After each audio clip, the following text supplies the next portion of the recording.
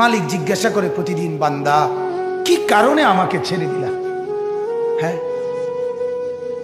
রাত 12টা বাজে তুমি ঘুমায় গেলা, মা ঘুমায় গেল, বাপ ঘুমায় গেল, বিবিও ঘুমায় গেছে, পাড়া পড়শি ঘুমায় গেছে। আল্লাহ বলেন আমি তো ঘুমাই নাই বান্দা, আমিও তো ঘুমাই নাই। সারাদিনে আমিও তো জগৎটা পরিচালনা করছি, তবুও তো আমার কোনো ক্লান্তি নাই, আমি তো ঘুমাই নাই। কেন ঘুমাই নাই জানো বান্দা? রাতের 2টা বাজে যদি তোমার পেশাব করতে হয়, রাতের 3টা বাজে যদি তোমার দরজা খুলতে হয়, তখন যদি তোমাকে উঠতে হয়, আর আমি যদি ঘুমায় যাই বান্দা, তোমারে চোখ মেলে দিবে কি?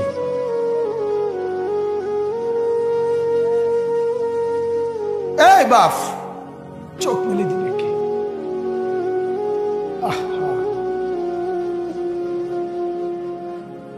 আল্লাহ আমাদেরকে মাফ করে। কোরআনুল কারীমের মধ্যে আল্লাহ তাআলা বলছে, ওয়া হুয়াল্লাযী ইয়াতাওয়াফফাকুম বিল-লাইল। কোরআনে আল্লাহ বলে, বান্দা শোনো, প্রত্যেকটা মানুষকে রাত গভীরে যে ঘুম আমি দেই, সেটা ঘুম না, আমি ওয়াফাত দেই, আমি মূলত মৃত্যু দিয়ে দেই। আবার আমি দয়া করে একটা নির্দিষ্ট সময় পরে চূড়ান্ত মৃত্যু দেব বলে আমি আবার সেই হায়াত সকালবেলা যখন জাগতে শুরু হয় তখন আমি ফিরাই দেয় আল্লাহ। এমনও মানুষ আছে পৃথিবীতে, রাত্রিবেলা ঘুমাইছিল ভালো মানুষ, সকালবেলা আর জাগে নাই। আমার একজন দূরসম্পর্কীয় চাচা আছে, প্রফেসর ছিলেন, ভালো মানুষ ছিলেন, রাত্রিবেলা জলজ্জান্ত মানুষ ঘুমাইছে, সকালবেলা আর দরজা খুলে দেখছে ওই মানুষটা জীবিত ছিল না, মারা গেছে। হতে পারে না? হতে পারে কিনা বলেন না? তাইলে বছরের পর বছর, মাসের পর মাস, এই বাপ, বাহিরের কারো চিন্তা করে বাদ দেন। আপনারা যারা বসছেন, আপনাকে বলছি, আপনি কষ্ট করে বসছেন, রাতের 12টা বাজে, রাতের 12টা বাজে, এত কষ্ট করে বসছেন, বিনিময়ে একটু ভাবেন, একটু ভাবেন, অনুরোধ আমার, একটু ভাবেন।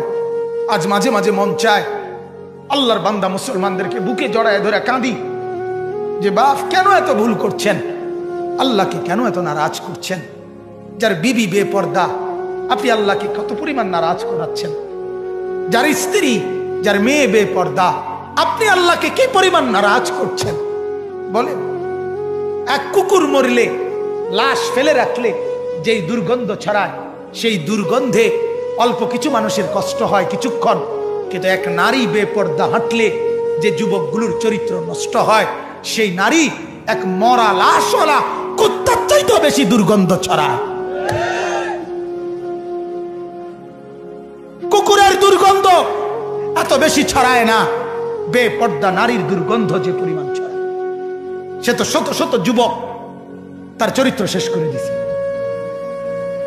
এই সিনেমার নায়িকা নর্তকীরা উলঙ্গ আর ছবি আর বিবস্ত্র ছবি আর নাচ গানের এই ফুর্তি দেখিয়ে এরা হাজারো যুবকের চরিত্র গঠন করে না নষ্ট করে? কথা বলেন না কেন? এজন্য আমার শায়েখ আল্লামা মুফতি মুশতাকুর নবী সাহেব বলে, হাজারো মানুষের জীবন নষ্ট করে যে, এজন্য তার জীবনে কখনো সুখ ধরা দেয় না। এজন্য এই পৃথিবীর জরিফ এটা, আপনি জরিফ চালায়া দেখেন, যত সিনেমার নায়ক নায়িকা, এদের জীবনের মতো দুঃখী জীবন, ব্যক্তি জীবনের মতো কষ্টের জীবন আর কারো নাই। আপনি খবর লাগান, আপনি খবর লাগান, এদের মতো লাঞ্ছনা। কারণ হাজারো যুবককে নষ্ট করছে এই হাসি দিয়া, অথচ এই হাসি তার মূলত আসল হাসি না। এই হাসি যদি ল্যাবে অথবা ডায়াগনস্টিক সেন্টারে পরীক্ষা করায়, প্রত্যেকটা হাসির মধ্যে ফরমালিন পাওয়া যাবে। কি পাওয়া যাবে? ফরমালিন। ফরমালিন। কি বুঝে বিড়ি খান, কি বুঝে সিগারেট খান, কোন বুঝে দাড়ি কাটেন, কোন বুঝে টেলিভিশনে নর্তকীর নাচ দেখেন। আজ 20 বছর ধরে যার ঘরে রঙিন টেলিভিশন চলে, নাচ গান, সিনেমা, নাটক, নর্তকীর ছবি, আমনের বউ বাচ্চা বছরের পর বছর আমনের ঘরে বইয়া, সোফাত বইয়া বইয়া টেলিভিশনে নাচ গান দেখে, আমনে মরতেন না? আমনের বউ বাচ্চা মরতো না? আমনে আল্লাহর সামনে দাঁড়াইতেন না? না, জিন্দিগিটাই ছবি, জীবনটাই ছবি, একেবারে যেটা পাও। আজ মুসলমানের যুবকের কথা হইল বেঈমান, ইহুদি আর কাফেররা আমাদেরকে এরকম ফাঁদে ফেলাইছে যে যা কিছু আছে 24 ঘন্টা মুসলমানের ছেলে মেয়ের হাতে মোবাইল তুলে দিছে, যেটা ফাও শুধু ছবি উড়াই আমগো কাছে পাঠায়। এটা কুত্তা হোক, বিলাই হোক, শুকর হোক, মানুষ হোক, গরু হোক, ছাগল হোক, হুজুর হোক, পাবলিক হোক, বেড়া হোক, বেড়ি হোক, জোয়ান হোক, বুড়া হোক, যেটা পাউডা শুধু ছবি উড়া। জিন্দিগির কাজে একটা আহ হায় হায় বাপ, তোমরা বুঝো না, বেঈমান তোমাদেরকে বেঁধে ফেলছে আষ্টে পিছে। নবীজি এ কথা বলছে, উম্মত, চুরি ডাকাতি, জিনা, ব্যভিচার, মদ, জুয়া, নাচ গান, টেলিভিশন, নাটক, সিনেমা, বিড়ি, সিগারেট, তুমি সব করতে থাকো, তোমার জিডা মনে কয়টা করো, হাসরের ময়দানে শুধু আমার দ্বারে আইও, আমি বেহেশতে ফাটাই দিমু, এটাই তো সুপারিশ না? তো আমনে ঘটনা কি? এক বুজুর্গ বলছেন, আমি দেখলাম যে পুরা বাজারে যত ব্যবসায়ী তাদের মাল বিক্রি করতেছে, তন্মধ্যে সবচেয়ে বেশি চিল্লাইতেছে, কাস্টমার গ্রাহক ডাকতেছে এই বরফ বিক্রেতা, এবং চিৎকার করে করে বলতেছে, হে আল্লাহর বান্দারা, তোমরা ওই ব্যক্তির উপরে একটু দয়া করো, যাদের নেওয়ার জলদি জলদি নাও, যার পুঁজি খুব দ্রুতই গলে গলে শেষ হয়ে যাইতেছে। মানে আমার এই বরফের চাকাটা যদি তোমরা কিনতে দেরি করো, তাইলে আমার এটা কিন্তু এটাই আমার পুঁজি, এখন এটা যদি দেরি করো তাহলে গলে গলে কি হয়ে যাবে, আমার পুঁজি শেষ হয়ে যাবে, আমি আর বেচমু কি? তাইলে বরফের চাকাটা এমন না যে যতক্ষণ বেচা হবে না অতক্ষণ গলবে না, এমন, সে গলতেই আছে, বেচা হোক কিংবা না।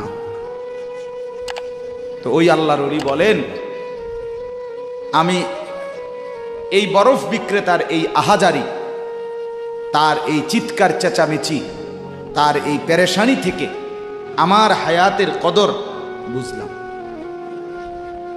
জীবনের কদর বুঝলাম, যে আমার হায়াতটাও ঠিক এরকম, এটা গলে গলে শেষ হয়ে যাচ্ছে। প্রতি মিনিট, প্রতি সেকেন্ড আমি ঘুমে থাকি কিংবা সজাগ থাকি, আমার হায়াত শেষ হইতেছে। খামখেয়ালি করে গপ মারলাম, তামাশা করলাম, তবুও শেষ হচ্ছে। কঠোর পরিশ্রম করতেছে ওই ব্যক্তিরও সময় কি হইতেছে, হায়াত শেষ হচ্ছে। অতএব বরফ বিক্রেতার পুঁজি যেমন গলে গলে শেষ হয়, আমাদের হায়াত, আমাদের জিন্দিগি, আমাদেরকে একটি নির্দিষ্ট সময় আল্লাহ তাআলা বেঁধে দিয়েছেন, আল্লাহই জানেন সেটা কতক্ষণ, কিন্তু আমরা এটা বিশ্বাস করি নির্দিষ্ট। অতএব এই নির্দিষ্ট সময়টুকু আমরা যদি গুরুত্ব দেই কিংবা অবহেলা করি, সমানভাবে চলে। আমি ঘুমাইলাম 10টা বাজে, জেগে দেখি 12টা বাজে, তার মানে কি, আমার এই ঘুমের মধ্যে রাইখাই আমার হায়াতের 2 ঘন্টা আমার উপর দিয়া চলে গেছে, গেছে কি না বল? এমন আপনি চা দোকানে বসছিলেন 4টা বাজে, এখন দেখেন 6টা বাজে, আহা, আপনার এই চা দোকানের এই গল্প গুজবের মধ্যে রাইখাই আপনার হায়াতের 2 ঘন্টা আপনার থেকে চলে গেছে।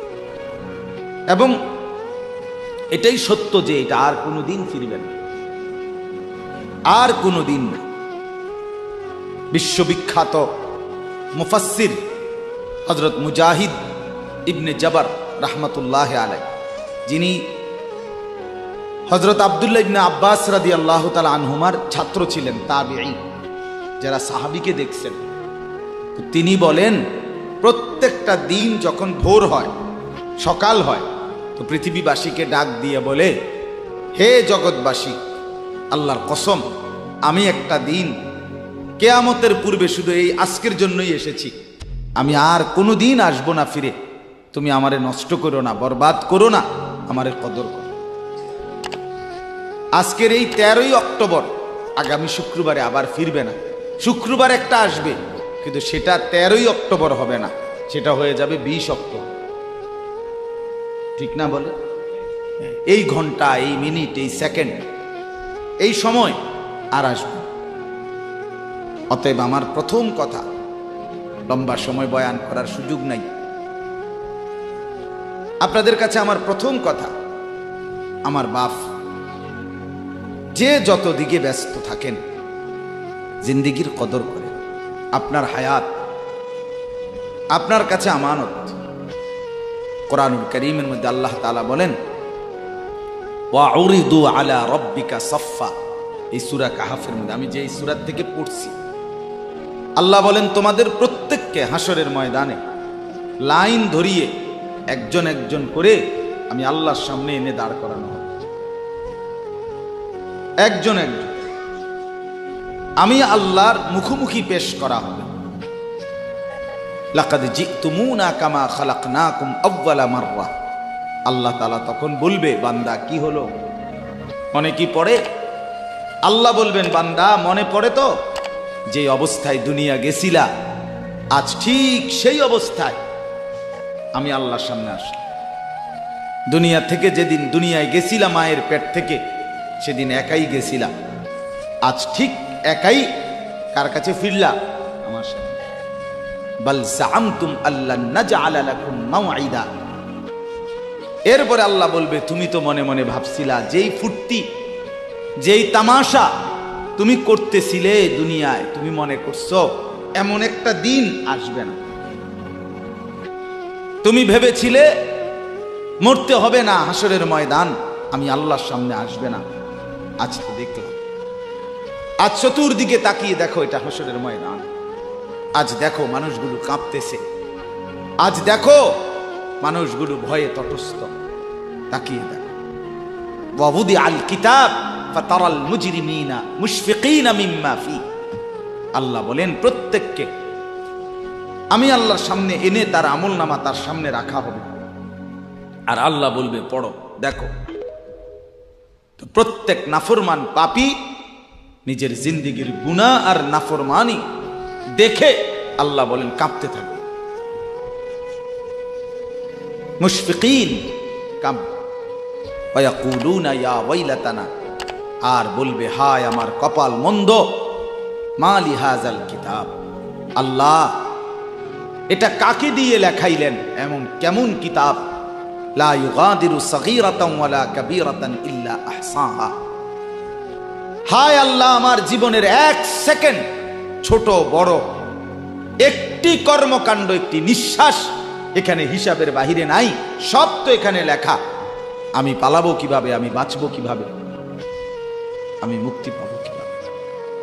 ওয়াজাদু মা আমিলু হাদিরা। আল্লাহ বলে তোমার জিন্দেগির সব তুমি তোমার আমলনামার মধ্যেই উপস্থিত পাইবে। ওয়ালা ইয়াজলিমু রাব্বুকা আহাদা। আল্লাহ বলেন তোমাদের কারো উপরে এক বিন্দু জুলুম হবে, জুলুম হবে না। এজন্য ছেলেদেরকেও বলি, বাপ খোদার কসম, এই সমবয়সী বন্ধু থাকবে না।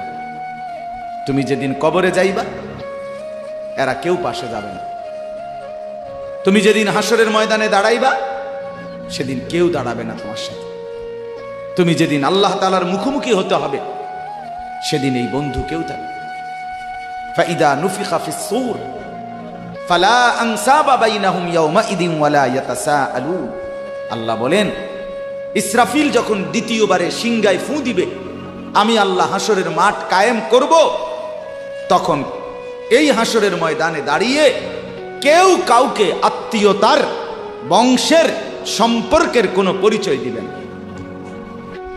কোনো মা বলবে না এটা আমার সন্তান, কোনো সন্তান বলবে না এটা আমার মা, কোনো ভাই বলবে না এ আমার বোন, বোন ডাকবে না এ আমার ভাই। ওয়ালা ইয়াতাসাআলুন, কেউ কাউকে জিজ্ঞেসও করবে না কেমন আছে, কে কারে জিজ্ঞাবে। আম্মা জান আয়েশা রাদিয়াল্লাহু তাআলা আনহা বলেন, নবীজির স্ত্রী তিনি নবী সাল্লাল্লাহু আলাইহি সাল্লামকে জিজ্ঞেস করছিলেন, ইয়া রাসূলুল্লাহ, হাসরের ময়দানে সবাই কাপড় চোপড় বিহীন উলঙ্গ হয়ে দাঁড়াবে, তো একজন আরেকজনের দিকে তাকাবে না, কেমন লাগবে তখন? রাসূলুল্লাহ সাল্লাল্লাহু আলাইহি সাল্লাম বলেন, খোদার কসম আয়েশা, হাসরের ময়দান এতটা ভীতিকর অবস্থা যে একজন মানুষ নিজেকে বাদ দিয়ে কারো ব্যাপারে তাকানো চিন্তা করার, খবর নেওয়ার 1 সেকেন্ড সময় পাবো। সকলেই উপরের দিকে নিজেকে নিয়েই ব্যস্ত থাকে। ইয়া রব্বি নাফসি নাফসি, ইয়া রব্বি নাফসি নাফসি, ইয়া রব্বি নাফসি নাফসি। এজন্য বাপ আমার, আপনার হায়াত আপনার কাছে। আপনি যেদিন মরবেন সেদিনও মানুষ ভাত খাবে। এই গ্রামবাসী ধোকা, ধোকা, মহল্লাবাসী ধোকা, এগুলো সব ধোকা, সব ধোকা। বন্ধুরা ধোকা, স্ত্রী ধোকা, এগুলো সব ধোকা। সব ওই রাত্রে খানা খাবে, আপনারে দাফন করে আসে। আরো বেশি খাইব মানুষের ঘরের থেকে, যাইতে আইনা ভাত খাওয়া।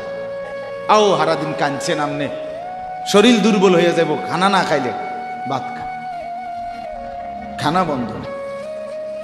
লাশের সামনে, লাশের সামনে মুসলমান আজকে জানাজা, লাশ সামনে, এখানে দাঁড়াইয়া জিগায় খানাটা কোন দিন কইয়া লাইলে ভালো আছিল। কি আহা আহা, মানুষ কার জন্য শিক্ষালেন? এই মানুষগুলো তারা আজকে জিগায় খানাটা কোন দিন করবে। 4 দিন না খানাটা কি সোমবারে করলে ভালো হয় না মঙ্গলবারে করলে ভালো হয়? কদ্দুর অনবুজ করে লাইলে ভালো আছিল। লোকজন কি আর আবার ফাইবেননি? হ্যাঁ, মানুষটিরে আবার কইটো আইবেন, আজকেই কইয়া লাইলে ভালো। ফলে জানাজার লাশের সামনে দাঁড়াইয়া আগে কইয়ালায় সবাই খেয়াল রেখেন সোমবারে খানা। আহ, এর নাম দুনিয়া, এর নাম, এর নাম দুনিয়া। এই জন্য দুনিয়া বড়ই স্বার্থ। এটা রাক্ষস, শুধু গিলে খায়, তৃপ্ত হয় না, তৃপ্ত হয়। সেদিন আমি এক কুটিপতির বাড়িতে গেছি, অনেক বড় সম্পদশালীর বাড়িতে গিয়া তার বাসায় বাথরুমে গেছি। দেখি যে বাথরুমের যে দরজা, দরজার যে সিটকারি লাগায়, তো সিটকারিটা আছে, কিন্তু সিটকারিটা যেটার মধ্যে লাগায় ছোট্ট বল্টু একটা, এটার মধ্যে লাগায় যেটার মধ্যে আরে এটা নাই। এবারে লাভ হলো কি, কিসের মধ্যে লাগায়? কথা বুঝছেন না আপনি? লকটার এই ছোট ইয়াটা যেটার মধ্যে লাগায় আর এটা নাই। তা না, আমি বের হয়ে বললাম, হা ভাইয়া, এরই নাম দুনিয়া। দুনিয়া এমন একটা না একটা থেকেই যায়, সব চাহিদা, সব প্রয়োজন পূরণ হয় না, পূরণ হয়। আপনার লাশ যেদিন জানাজা হবে সেদিনও আপনার ঘরের হাজারো প্রয়োজন বাকি থেকে যায়, বাকি থেকে। পৃথিবী হাসবে ঠিকই, সিএনজিও চলবে, অটোও চলবে, সূর্যও ডুববে, চাঁদও উঠবে, রাতও শেষ হবে, দিনও আসবে, কেউ থামবে না আপনার জন্য। আপনি শুধু চলে যাবেন একা কবর, কেউ থামবে না। এরে বাপ, কেউ থামবে না। ছেলেরা আজকে বন্ধুর পাল্লায় পড়ে নষ্ট হয়ে যাচ্ছে। আহ, সমবয়সী বন্ধু তোমার উলঙ্গ ছবি দেখায়া, নর্তকী দেখায়া শেষ করে দিল, তুমি বুঝলাম। সমান সমান বন্ধু একসাথে তোমার জুয়ার আড্ডায়, মদের আড্ডায়, নারীর আড্ডায়। আহ, আফসোসের ব্যাপার। ভাবতেই শিখেন একজন মানুষ সুস্থ স্বাভাবিক, একজন সতেজ সবল মানুষ, সে কেমনে এত বোকা, নিজেকে ধ্বংস করে। আমি যখন এখন এই মাত্র যে দিদা আসতেছিলাম গাড়ি দিয়া, একটা ছেলে প্রতিবন্ধী, ছোট একদম প্রতিবন্ধী, সে দাঁড়াইয়া রয়েছে মাঝখানে, মানে গাড়ির হরনও বোঝে না, কিছুই বোঝে না সে। পরে আরেকটা ছেলে ধরে তারে এক পাশ করে দেওয়াতে তারপরে আমার গাড়িটা আছে এই এখানে। এখন এই ছেলেটা তো অবুঝ হইতে পারে, এই ছেলেটা তো প্রতিবন্ধী, সে তার ভালো মন্দ বুঝে না। কিন্তু তুমি ছেলে সুস্থ সবল স্বাভাবিক যুবক, তুমি কেমনে নিজের ভালোটা বুঝো না? তুমি কেমনে নিজের ভালোটা বুঝো না? বলে এত মানুষের জানাজা, কবরস্থান নাই এমন কোন এলাকা আছে? বলেন, আপনাদের মহল্লায় কবরস্থান নাই? আপনারা কোনোদিন জানাজা পড়েন নাই? আপনারা লাশ দেখেন নাই? তাহলে জলজ্জান্ত মানুষ আজকে কবরে। জনাব হযরত মাওলানা আব্দুল বারী সাহেব, আমার তো পুরা মনে আছে কত সময় আমার সাথে, কতদিন বয়ান একসাথে দেখছি, বসছি, কথা বলছি, কোথায় হারিয়ে গেল?